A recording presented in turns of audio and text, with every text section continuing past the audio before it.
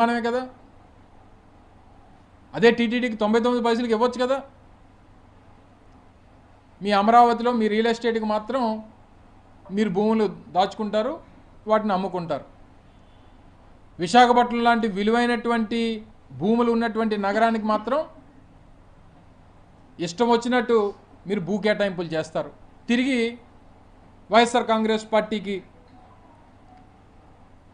అభివృద్ధిని అడ్డుకోవాలనేటువంటి ప్రయత్నం వైఎస్ఆర్ కాంగ్రెస్ పార్టీ చేస్తుందన్నటువంటి ఒక ప్రచారాన్ని చెప్పమనండి. 24 మాసాలు 2 సంవత్సరాలు అయింది కదా, ఏ కంపెనీ వచ్చింది, ఎంతమందికి ఉద్యోగాలు ఇచ్చారు చెప్పమనండి. వారిని అనౌన్స్మెంట్లు తప్ప, పబ్లిసిటీ తప్ప, వచ్చినటువంటి అనౌన్స్మెంట్స్ని మార్కెటింగ్ చేసుకోవడం తప్ప.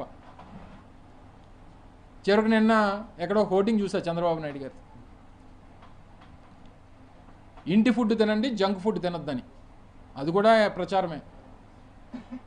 చివరికి ఆ స్థాయికి దిగజారిపోయారండి. అంటే ఇంకేం ప్రచారం చేసుకోవాలో తెలియక ఓ పక్క పిల్లల్ని కనమంటాడు, ఓ పక్క ఇంటి భోజనం తినమంటాడు. ఆయనకి మాత్రం ఒకటే, ఊరందరికి మాత్రం 3 కావాలంటున్నాడు. పోనీ సరే, ఆయనది అయిపోయింది ఎరా, పోనీ మీ అబ్బాయి అన్న 3 కన్నాడా? ఆయన ఒకటే కదా. మరి మీరు ప్రపంచానికి సూక్తులు చెప్తారు. మళ్ళీ తిరిగి 3వ బిడ్డ కంటే సంవత్సరానికి ఎంత 25,000 ఎంతో ఇస్తానని చెప్పని అంటున్నాడు. నువ్వు ఇచ్చినవన్నీ నమ్మి ఇప్పటికే మోసపోయారు. 2 సంవత్సరాలు మీరు చెప్పినటువంటి మాటలు నమ్మి మోసపోయారు ప్రజలు. ఇంకా తప్పుడు ప్రచారం, ఇంకా వైఎస్ఆర్ కాంగ్రెస్ పార్టీ మీద కడుపుమంట, జగన్మోహన్ రెడ్డి గారి మీద కడుపుమంట. మీకు చేత కాదు, చేసినటువంటి వారిని చూసి ఓర్వలేరు. ఇదే విశాఖపట్నంలో 55 ఎకరాలు మీ అల్లుడు గారి తోడల్లుడు స్థానిక ప్రజాప్రతినిధి 5,000 కోట్ల రూపాయలు విలువైనటువంటి భూమిని తన ఆధీనంలో పెట్టుకుంటే, తిరిగి ప్రభుత్వ భూమిలో నిర్మాణాలు చేస్తూ ఉంటే మాట్లాడినటువంటి నీ ప్రభుత్వం, ఒక ప్రభుత్వం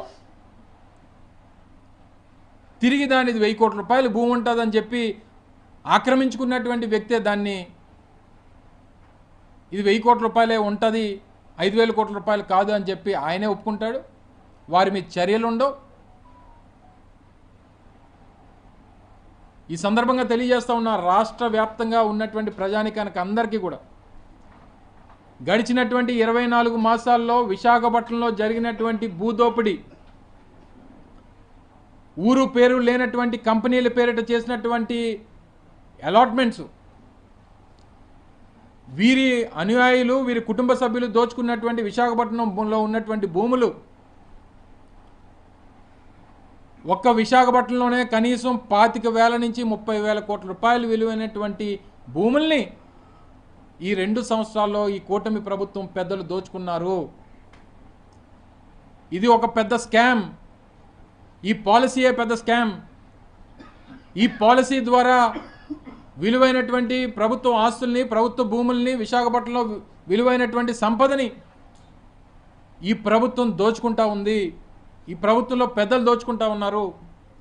దీన్ని కప్పిపుచ్చుకోవడానికి తప్పుడు ప్రచారాన్ని వైఎస్ఆర్ కాంగ్రెస్ పార్టీ మీద మళ్ళీ మొదలుపెట్టారు. దయచేసి ప్రజలందరూ కూడా గమనించమని చెప్పి కోరుతా ఉన్నా.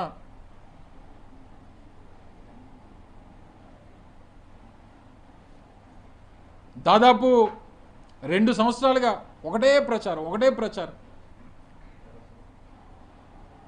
చంద్రబాబు నాయుడు గారు కొడుకుని పొగుడతాడు, కొడుకేమో తండ్రిని పొగుడతాడు. ఒకరినొకరు జాకీలు పెట్టి లేపుతూ ఉంటారు. వీరు ఇష్టం వచ్చినట్టు ఒక పక్క దోపిడీ, ఒక పక్క తిరిగి తప్పుడు ప్రచారం వైఎస్ఆర్ కాంగ్రెస్ పార్టీ మీద చేయడం. మరొకసారి క్లియర్గా తెలియజేస్తూ ఉన్నా, వైఎస్ఆర్ కాంగ్రెస్ పార్టీ మా పార్లమెంట్ సభ్యుడు గురుమూర్తి గారు వేసినటువంటి బిల్లు కేవలం వీరు చేసినటువంటి తప్పుడు అలాట్మెంట్స్, రియల్ ఎస్టేట్ కంపెనీలకి పాలసీ పేరిట చేసినటువంటి భూ దోపిడీని, వీటిని అడ్డుకోవడానికి చేసినటువంటి ప్రయత్నం, మరి ముఖ్యంగా ప్రభుత్వ ఆస్తిని కాపాడాలన్నటువంటి ప్రయత్నం, విశాఖపట్నంలో విలువైనటువంటి సంపదని కాపాడాలనేటువంటి ప్రయత్నం తప్ప ఈరోజు ఏ సంస్థ విశాఖపట్నం వస్తామన్నా, ఏ సంస్థ ఈ రాష్ట్రానికి వస్తామన్నా పెద్ద మనసుతో ఆహ్వానించేటువంటి ఆలోచనే వైఎస్ఆర్ కాంగ్రెస్ పార్టీ తప్ప, మీరు చేసేటువంటి దోపిడీని అడ్డుకోవాలనేటువంటి ప్రయత్నం వైఎస్ఆర్ కాంగ్రెస్ పార్టీ తప్ప. చెప్తా ఉన్నాం కదా, హెరిటేజ్ని పెట్టమనండి, ఒక సాఫ్ట్వేర్ కంపెనీ పెట్టి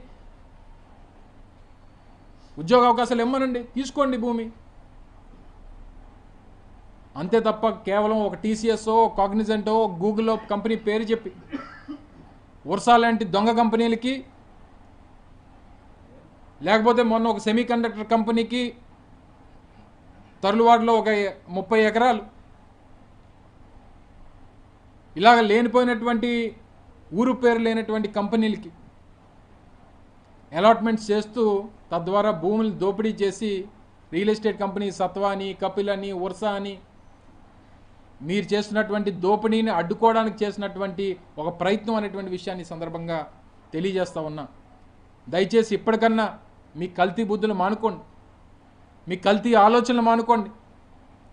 మొత్తం రాష్ట్ర వ్యాప్తంగా పిల్లలు దగ్గర 14 మంది రాజమండ్రిలో కల్తీ పాలు తాగి చనిపోయారు. మన విజయనగరంలో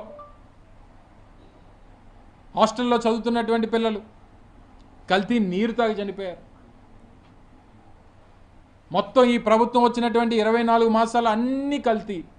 ఇచ్చినటువంటి హామీలు కల్తీ, చెప్పినటువంటి మాటలు కల్తీ, వస్తున్నటువంటి కంపెనీలు కల్తీ, పిల్లలు తాగుతున్నటువంటి పాలు కల్తీ, చేసినటువంటి ప్రచారం కల్తీ, చివరికి అత్యంత విలువైనటువంటి, అత్యంత పవిత్రమైనటువంటి తిరుమల తిరుపతి దేవస్థానం ప్రసాదాన్ని కూడా కల్తీ చేసేటువంటి కార్యక్రమాన్ని చేశారు.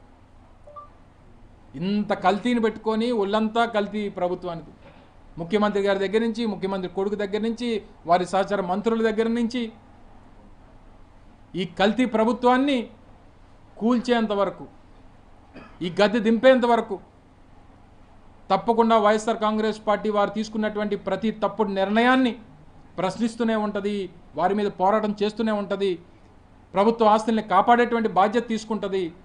రానుటువంటి కాలంలో ఈ ప్రభుత్వంలో చేసినటువంటి తప్పుల్ని, వారు తీసుకున్నటువంటి తప్పుడు నిర్ణయాల్ని అన్నిటినీ కూడా రేపు మళ్ళీ అధికారంలోకి వచ్చిన తర్వాత సమీక్షించేటువంటి బాధ్యత కూడా రేపు జగన్మోహన్ రెడ్డి గారి ప్రభుత్వంలో తీసుకుంటామనేటువంటి విషయాన్ని మరొకసారి ఈ సందర్భంగా తెలియజేసుకుంటూ, ఇప్పటికన్నా మీ పాలసీల్ని, మీరు చేసేటువంటి అలాట్మెంట్స్ని ఇప్పటికే ప్రజలందరూ కూడా గమనిస్తూ ఉన్నారు.